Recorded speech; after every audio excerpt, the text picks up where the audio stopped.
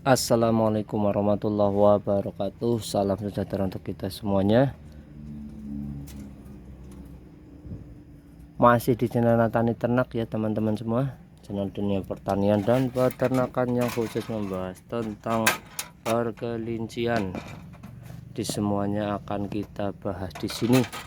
Mulai jenis-jenis kandang-kandang yang baik, perawatan pasca jual sampai perawatan penyakit ya, akan kita bahas semuanya. Nah, ini mumpung musim pancaroba, ini sudah mulai masuk penghujan, banyak peternak yang pada komplain, pada mengeluh tentang kelincinya.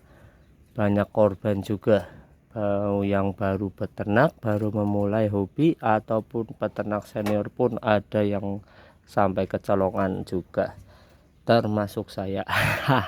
Jadi memang karena kita beternak kelinci ya, kelinci termasuk hewan hidup ya, kita pasrahkan kepada sang pencipta ya. Tapi jangan lupa kita juga harus memberikan usaha yang benar-benar maksimal. Kalau sudah maksimal kok masih tetap mati ya anggap aja biasa. Memang peternak kelinci harus terbiasa dengan kematian anakan atau kematian indukan ataupun juga siapan, ini udah biasa lah. Tapi kalau kita sudah beternak kelinci ya paling tidak kita harus bisa menguasai ilmu-ilmu dalam beternak kelinci, dan tentu saja untuk meminimalisir korban.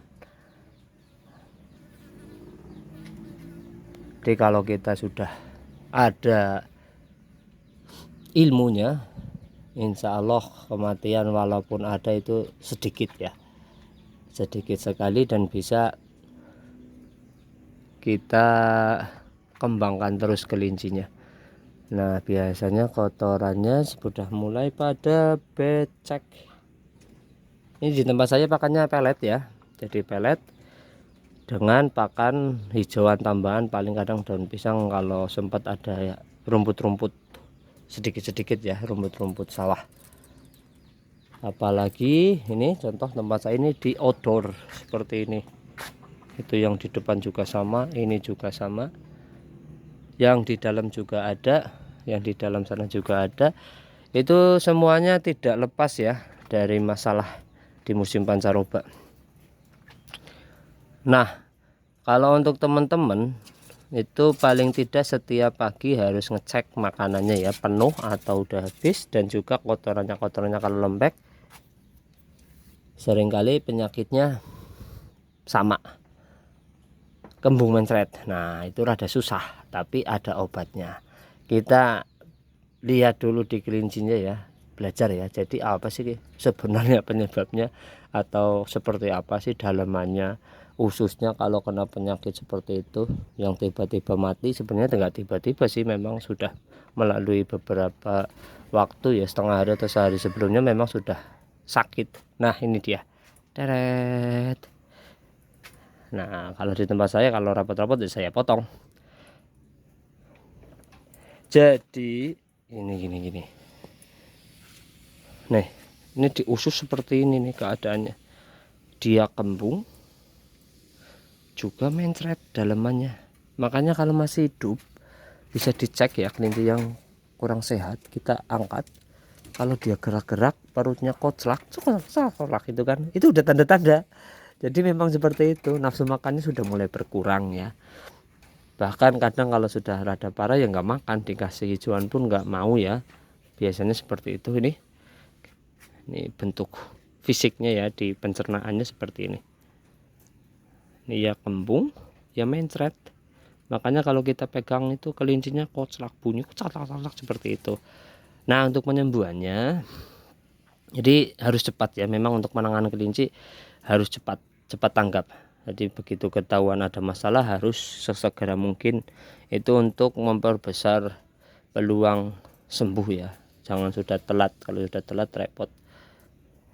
Nah, untuk penyakit seperti ini yang tadi saya jelaskan ya, biasanya kutlak dan juga ada mencret-mencretnya. Jadi teman-teman harus yang pertama itu airnya bersih ya. bisa dengan air mineral atau air sumur, tapi yang benar-benar bersih. Untuk wadahnya juga harus bersih, itu harus tempatnya juga ini rada kotor seperti ini, seminggu sekali harus dibersihkan. Ini bekas-bekas ini nih yang sakit-sakit kayak gitu, tapi ini udah pada sembuh, makan juga udah bagus ya.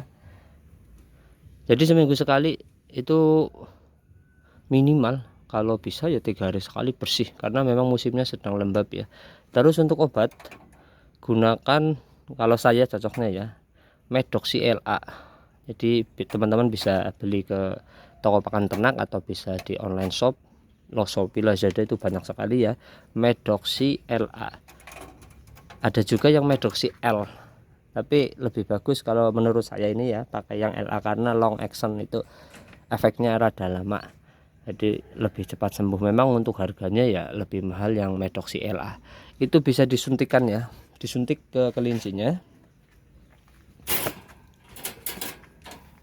Caranya disuntiknya itu bisa 2 metode ya, jadi bisa subkutan ataupun intramuskular ya, tapi paling gampang ya subkutan aja lah, seperti nyuntik scabies di bagian tengkuk, kita cubit, kita suntikan subkutan, jadi di dalam kulit tapi di luar daging. Kalau intramuskular bisa di bagian paha.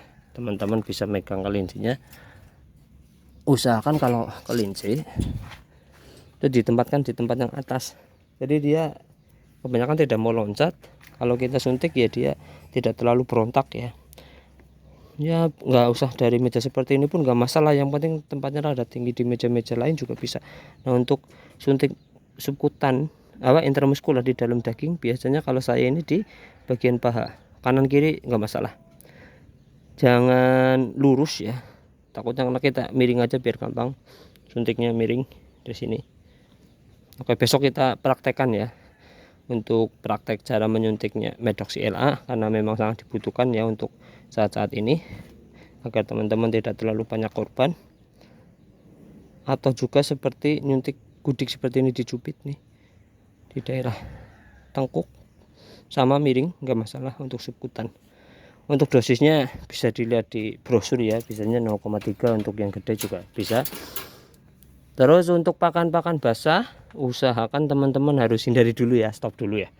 Jadi harus rada kering dulu lah, nggak usah terlalu barbar dulu, karena ya biasanya juga aman, ya memang biasanya aman, tapi karena daerah setiap peternak itu berbeda-beda.